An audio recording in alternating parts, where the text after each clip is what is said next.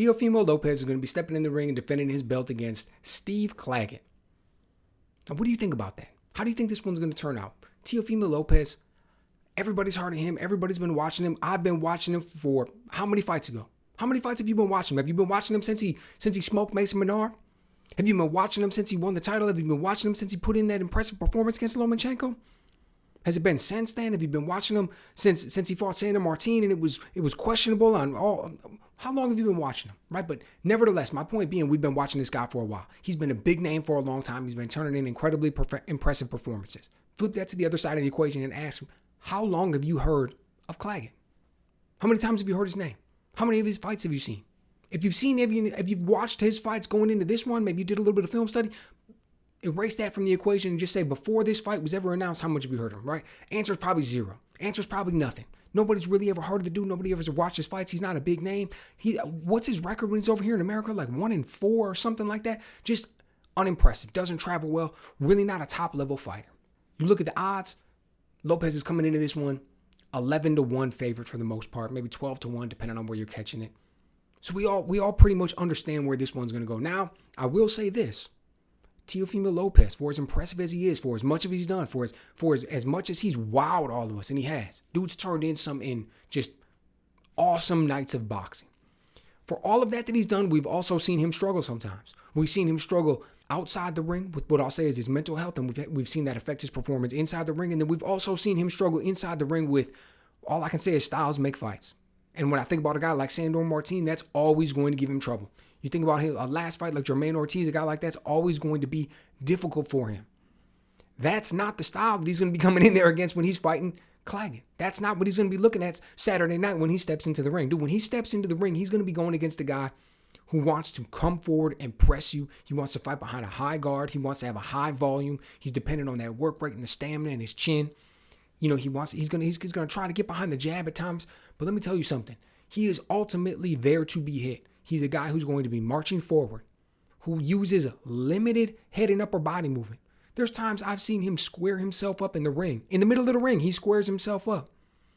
I've seen him just put up those high guards and just try to march forward, pick and choose his shots and try to get off some body attacks and things. That's tailor-made for a guy like Teofimo Lopez. Man, Lopez he's so fast. He's got that twitchy speed. He goes out there, man, and he can just get his shots off with just no tell at all. You just can't even see where they're coming from. He's just waiting for you, just setting it up, and all of a sudden, right over the top of your jab, he's just crushing you with the right hand. A guy like Claggett isn't going to last long for this one. He'll be out of there, my guess, 8th, maybe 9th round.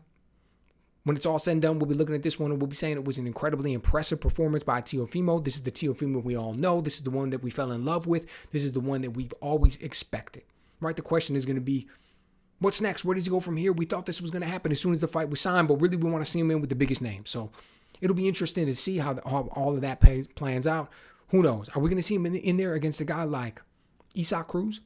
Are we going to see him in there once all of the things get shaken out with the WBC belt? Well, now we got Puello stepping in there against Sandor Martin, and then the winner of that fight's going to be fighting Gary Antoine Russell, and then when that's said and done, and the WBC belt is quote unquote established, what are we going to see happen with the rest of the belts and how those divvy up? So interesting times at 140. There is a lot of talent in the division, a lot of talent just going around, and it's going to be fascinating to see who emerges from it when it's all said and done. But it isn't going to be Claggett. He's not going to be coming out with a win on Saturday night. That was going to be Teofimo Lopez.